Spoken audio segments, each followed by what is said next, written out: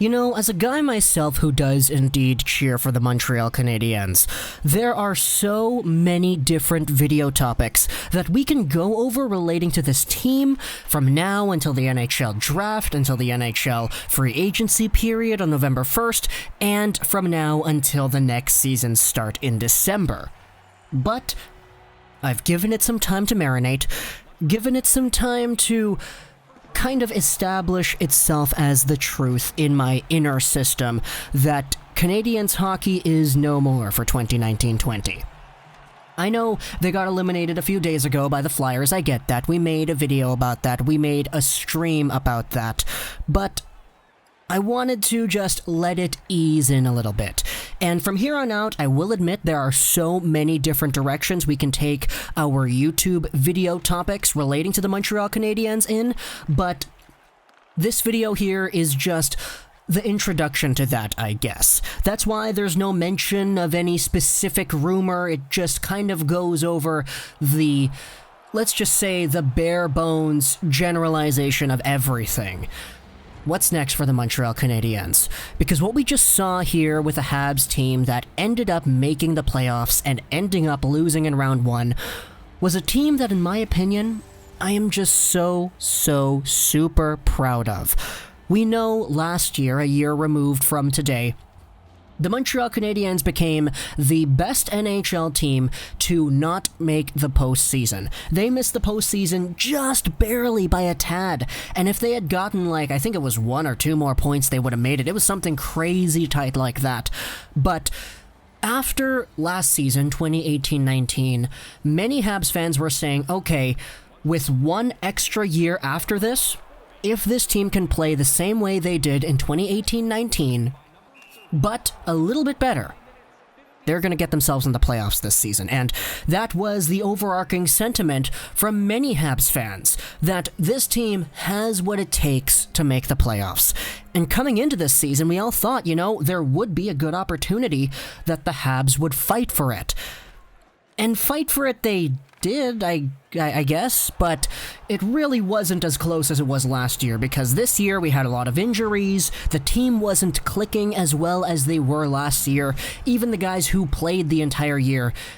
A lot of these guys didn't really perform to the same standard that they did in 2018-19, and as a result, the Montreal Canadiens finished up 24th in the entire league once the season paused up. That was 8th last, and it's certainly not a good look, especially when you were so close to the playoffs 1 year before. But what do you know? The NHL comes back in a bubble.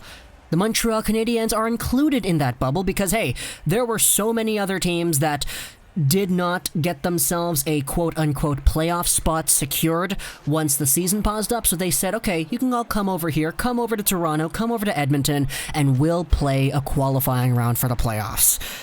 And my oh my, did this Montreal Canadiens team actually show up?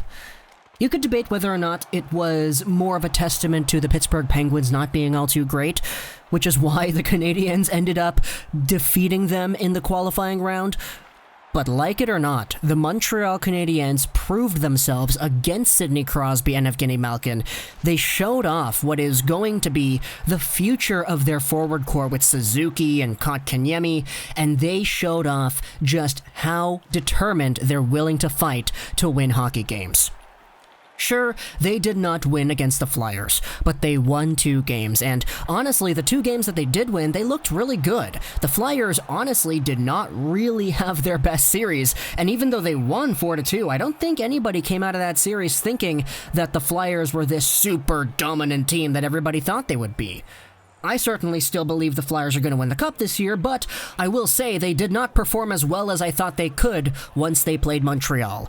Again, same with the Pittsburgh series. You can say that is a testament to the Flyers not being too great, or you could say that that is a testament to the Habs actually being pretty good. Because the way the season wrapped up, with Montreal being 24th in the league, making the playoffs eventually, they became the worst team in NHL history to ever qualify for the playoffs in a 30, 31, 32 team league format. And it's kind of poetic, isn't it? The best team to not make the playoffs in 2019, the worst team to ever make the playoffs in 2020. Does feel pretty great.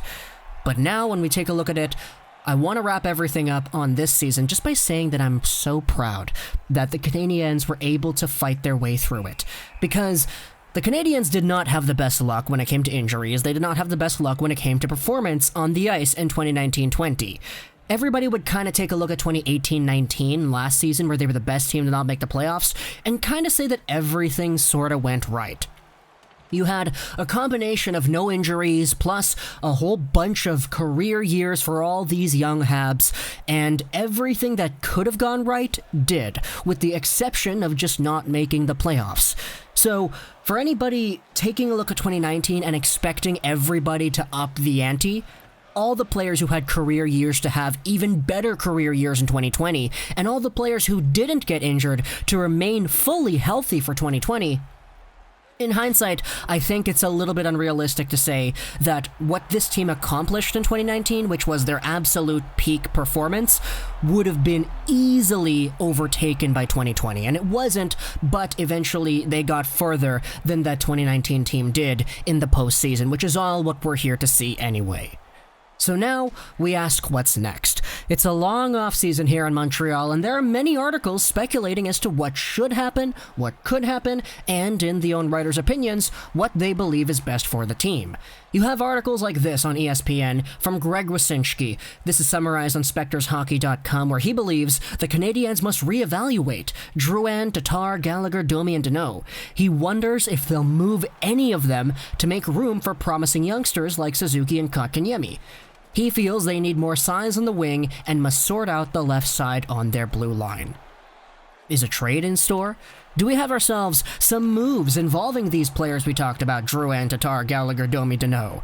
Or we have other articles like this on Sportsnet from Eric Engels, talking about how Bergevin's best opportunity to improve the Canadiens is right in front of him.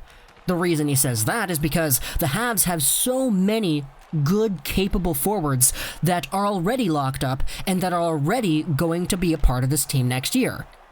Not to mention the upward progression of young prospects and young guys, rookies like Kotkaniemi and Suzuki. I know Kotkaniemi is not a rookie, it just sounded cool in my head. But these guys who eventually became stars on the Canadiens, and these guys who somewhat were the prime offensive machines on the Canadiens in the playoffs and the qualifying round. These guys are going to get better next year. And add to that the additions of even more prospects like Alexander Romanov, the upward progression of guys like Ryan Poehling, Caufield, and Cayden Primeau.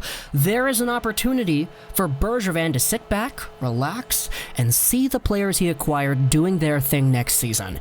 Now, it's not to say that Cayden Primeau is going to be an NHL player next year, but going forward into the long term, there certainly is that potential. Not to mention the cap space that the Habs actually have too, which will certainly help them out in acquiring anybody that'll boost this team's offensive core in the future, or defensive core on the left side, like Greg Wyshynski was insinuating they should do.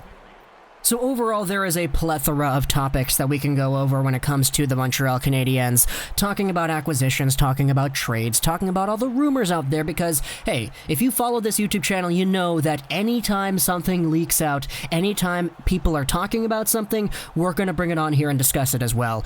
But this video is kind of the big introduction to that. Welcome to the Habs offseason. Welcome to the Habs' long-awaited period of just speculating and making our own guesses as to what's going to happen. But all in all, I just want to end this video off by saying that the Montreal Canadiens in 2019-20 have made me so proud as a hockey fan to watch this team battle through their own controversies, tribulations, and injuries, and eventually find a way to impress the world by defeating Sidney Crosby, Evgeny Malkin, and the Pittsburgh Penguins, and winning 2 games against the Philadelphia Flyers. Who knows, the Flyers may sweep their way into the Stanley Cup Finals if they get their mojo on. And if they do, Habs fans all over are going to be so proud to take a look at it and say, yeah, our team beat this team 5-0. Our team battled against Philadelphia in a physical, gritty Game 5, and we won. This team has made me proud, and next season, I'm looking forward to a lot more. So talk to me in the comments what you think about the Montreal Canadiens. Leave suggestions as to what you want us to talk about here on the channel, because there's a lot of different angles and aspects and picks and prospects and players on the Canadiens that we can talk about. So leave your suggestions as to what you would want to see in the comment section below. I read through all the comments. I don't really reply to as many anymore because we get so many comments. It would take me a very long time to do that. But regardless, I do read, and I do want to listen to all the people out there who dictate what we talk about on this channel. So I hope you enjoyed this video. And bye.